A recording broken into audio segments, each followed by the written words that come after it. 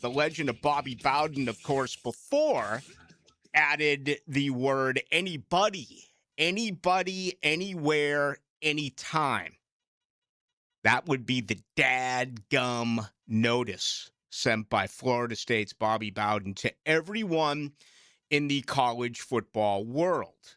Today, it has been announced that in 2028, Florida State and Georgia, they're going to get it on, and they're going to do it in a neutral site. They canceled the home and home, God's country in Athens, which, I'm kind of twofold here. For starters, getting your ass kicked twice as a Seminole grad sucks, but you're also kind of used to it at this point, right? And, the other side of it is this is what we wanted more of, not less of, with the expansion that is coming in college football with the playoff. We know that it's going to expand once again. I mean, we're just right around the corner from going to officially 24 teams. So if you're going to do that, you might as well have better non-conference matchups, right? Get Notre Dame and USC back out there.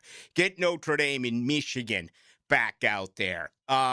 Oklahoma and Nebraska should be playing. Pitt and Penn State should be playing.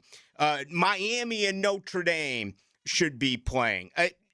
Just better games. That's what you hope. And I was thinking about this a little bit earlier today. I was like, when did I really first begin to upset Florida State fans? Well, it was probably the first radio show I ever did in Tallahassee. And I always have looked at things differently, okay? I've looked at it as being a fighter.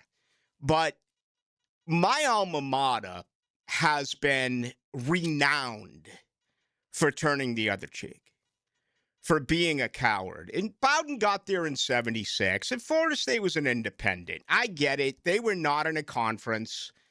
They had to play out on the road. And I remember I wasn't on the air at the time, but 1991, when Florida State went to Michigan, clobbered them. Like first play of the game, Terrell Buckley on Desmond Howard, picks off Elvis Gerback, takes it to the house, and with apologies to the great Jacksonville native Leroy Butler, that is actually where the Lambeau Leap started. Ann Arbor, Michigan, 1991. And listen, to me, it's not even close. I love Leroy Butler. In my opinion, Terrell Buckley is one of the most overrated players to ever play at Florida State. If he was able to hold his check and D up on Copeland, there wouldn't have been a wide right one in 1991. But the Jim Thorpe Award winner gave up the 4th and 6. He gave it up, okay? You don't retire the guy's jersey when you give up a national champion. Anyway, enough of that. That was later that year in 1991. But check the records, all right? Florida State would go to Notre Dame all the time. Florida State would go to LSU. They'd go to Auburn. They go to Ohio State. They go to Oklahoma. They go to Nebraska. They go to Alabama. Hell, look at the early rivalry between Florida State and Florida, and look at how many times Florida State went to Florida and Florida would not come back to God's country. I understood that was how you had to get things started. In some circumstances, the U did the same thing, albeit not as much. What really got on me and what really bothered me, and when I first started talking about this, was you had proven yourself. Why would you continue to allow things like this that would happen? For instance, 1993, game of the century. Florida State plays at Notre Dame in South Bend. Lucky enough to be at that game. A year later, 1994, I was lucky enough to be at that game as well. Oh, no, it wasn't in Tallahassee. Not with the coward of the county. Hell no. Let's play that game in freaking Orlando. And that's where I began to lose it, okay? It was just like enough is enough is enough. Two wrongs don't make a right, and this and that, this. Like, forget all about that. flex a little bit, show some muscle, show some backbone. And I've always felt that the administration at Florida State has really been lacking, whether it's been the president or the athletic director. There's a couple of exceptions. The late Bob Goyne, I thought, was really good. Had a lot of respect for him. But for the most part, that's just my opinion. So I see it today, neutral site in 2028, and the 7 cities are listed: Atlanta, Charlotte. Who in God's name wants to play a Florida State-Georgia game in Charlotte, for crying out loud? I mean, that's like NASCAR. That's like hoops. People right now are bragging about the folks in Raleigh with the Carolina Hurricanes, which, by the way, they've won 8 straight games. I know in the NBA, the Knicks have won 7 straight after going 6 in the first series. They just swept Philadelphia. The Carolina Hurricanes, coached by Rod Brindamore, who should be in the Hall of Fame. It's a real travesty that he's not. They've won 8 in a row. I mean, and not only that, but they allowed only 5 goals against Ottawa in 4 games. And they allowed only 5 goals against Philadelphia in 4 games. So let's do the math. That's 8 games. They've allowed 10 goals. And I still think Colorado's the team to beat. Some big-time hockey coming up tonight, including in Montreal. We know the Canadians. No one has won a Stanley Cup from Canada since 1993. Game 4 tonight, Buffalo in Montreal. That'll be north of us. Well, both are north of us, Ballou. Okay, that is in Canada, coming up a little bit later on tonight. Also, some really good stuff with the Ducks and the Golden Knights. That series locked at 2.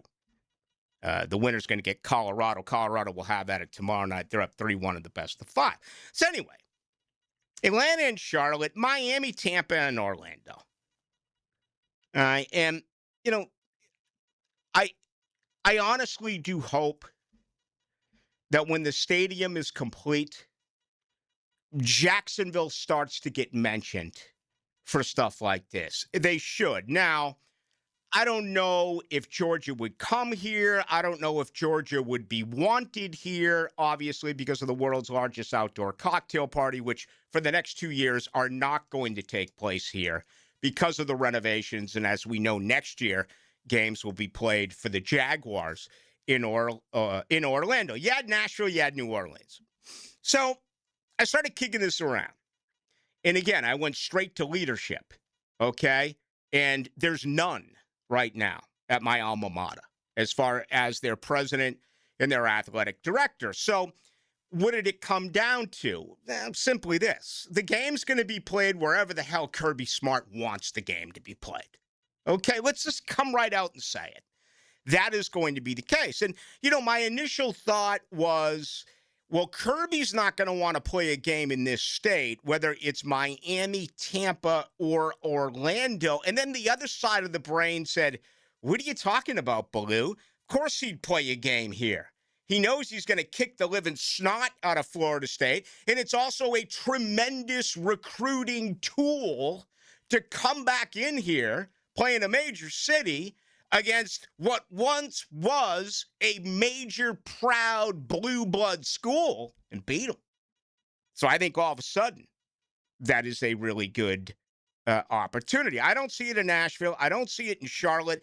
I don't see it in Atlanta, okay, for the reason that I just mentioned. I think Kirby gets out. So I think you can look at the 3 Florida, the 3 Florida cities and New Orleans. New Orleans is always a great opportunity to play a college football game. So that is what you have. The very latest that has come out there with Florida State and Georgia. I really do hope we begin to get more of these games. We get them all the time in college basketball. And, I'll be the first to raise my hand and say when they play these very important, popular non-conference games early in the season, it doesn't get anywhere close to my undivided attention, obviously, because of what's going on football-wise. And that's just the way that it is, okay? Certainly here. And I think most of you out there would tend to agree with that. All right, one other nugget in the world of college football, and I love this. Greg Sankey now has made a big deal about the fact that the SEC is the only conference that'll not be playing on Friday night. And yeah, I've been outspoken about this for years. Obviously, it has fallen on deaf ears. I think Friday night should be all about high school football. Now, I'll be the first to admit as well, I don't cover high school football the way that I probably should. I'm not afraid to admit my weaknesses. I'm not afraid to admit when I'm wrong. I wish I did. I just, for one reason or another, getting done at 8 o'clock at night, game's already underway. I know it's a lame excuse, but, I also couldn't have brought it to your attention. There are others around here who do a sensational job with high school football, including Hacker Nation, okay? It should be for high school football. And Sankey's like, oh, you're always saying we're here for the money grab this, the money grab that. We could have made that much more money by playing on a Friday night. Whenever Greg Sankey opens his mouth, it's a treat. Number one, and you know what? I could think of former commissioners. I can go back to Roy Kramer. I could think of, absolutely Roy Kramer, who was so instrumental in changing the sport, right? With the college football championship game, which began in Birmingham, consecutive years, lucky enough to be at those in 92 and 93. Certainly, he was the orchestrator behind the Bowl Championship Series. And you talk about SEC commissioners, there's never been anyone like Greg Sankey. I think Greg Sankey basically says, listen, it's all of you against me. And I love this guy simply because he puts his heart in his head, and it feels like his fists against everyone else when they try to take on the mighty Southeastern Conference. And, you compare that to the the lifeless Jim Phillips of the Atlantic Coast Conference, which, you talk about lowest common denominator. You talk about follower compared to leader, and leader compared to follower. I'll never get over my first impression of Jim Phillips. It was COVID. And Greg Sankey, 24 hours prior to that, had gone on down a long, long road about what to do if COVID returned. How are they going to handle things as far as cancellations? How are they going to handle things as far as suspending? He had a very, very, very thorough answer. Jim Phillips had no clue.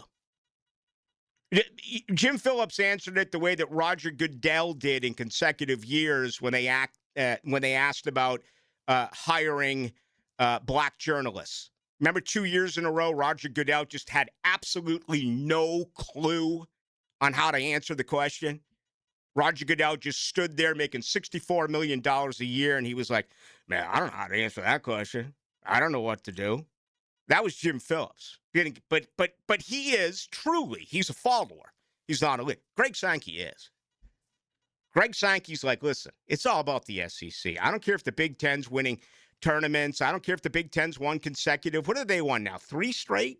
Has it been 3 straight college football championships for the Big Ten? Hasn't it gone Michigan, Ohio State, Indiana?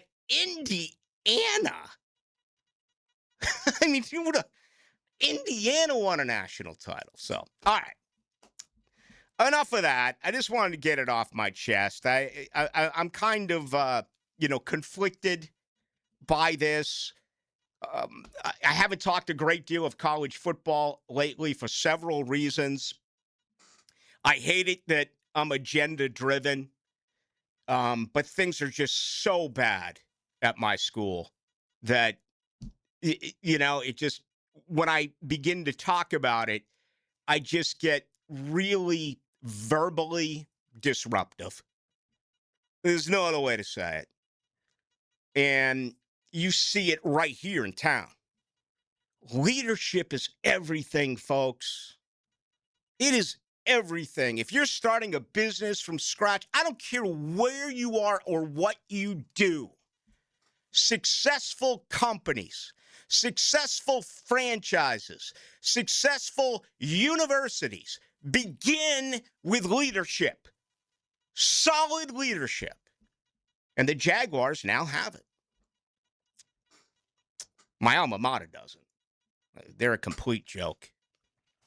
And trust me, I hate it. It drives me absolutely insane. I was asked the other day, I think it was Frank or someone asked me if I was watching Florida State baseball, and I'm like, bro, Florida State has pissed me off so much that I don't even find myself watching basketball or baseball anymore. I mean, that's the and I'm not the only one. I've talked to a lot of buddies about this. I mean, they are so dismayed. And it's not because they lose, all right? Teams lose. You win or you lose. It's because of the way that they've been losing. It's because of the way that they have handled things as an organization, as a university. Terrible. They still haven't gotten back to me. I write to them every couple of weeks. They still won't even respond on the death threat that their defensive coordinator, Tony White, received. I know that no one in that local media is going to ask that question because, God forbid, they may take away an opportunity for you to go out there and watch Mike Norvell run a sprint against his team and possibly watch him stretch. But that story's been buried even after what happened there a year ago, where there was murders on campus. Their defensive coordinator came out and said he received a death threat, and it's disappeared. I think I'm the only person in the country who still asks the question. Silence. Silence. No response. Again, that's bad leadership. It'd be so easy to say, we've investigated, we are investigating, but silence. Florida State has just announced 2 times of 2 games. September 7th against SMU, that is 7:30 at night. Can we check this to see if that's a Friday or if that's a Saturday game? And then against Florida on 11/27, the game is scheduled for 3:30. So those 2 just came in. I as well have heard from an impeccable source that Mike Norvell is rolling into town to play golf tomorrow at Glen Kernan with highbrow Seminole boosters. And here's what I got for you. Number one, I don't wish ill on anyone. I don't. I hope it freaking pours. I hope it rains all day. I hope he drives out here and doesn't get an opportunity to play. The others who are out there feel sorry for you, but my guess would be you're already a member. You can play on another day. Number 2, are you really just going to sit there and listen to whatever it is that he has to say? He's going to be in your pockets. He's going to be asking for cash. And you know what? Pay him. If you got it, pay him. Help things out a little bit. But are you going to stand up? Are you going to ask what the hell's going on? Are you going to ask why things have been so incredibly pathetic? Or are you just going to say, here's the blank check, Mike? I'm just asking. I mean, this is only the few now, right? Only the true elite are going to play at Glen Kernan with Mike Norvell. I mean, this guys who buy off the rack aren't playing with Mike Norvell. Guys who eat burgers and not steaks are not playing with Mike Norvell. You are all phenomenally wealthy. Any one of yous. Will you ask a question? Or are you just going to roll with it?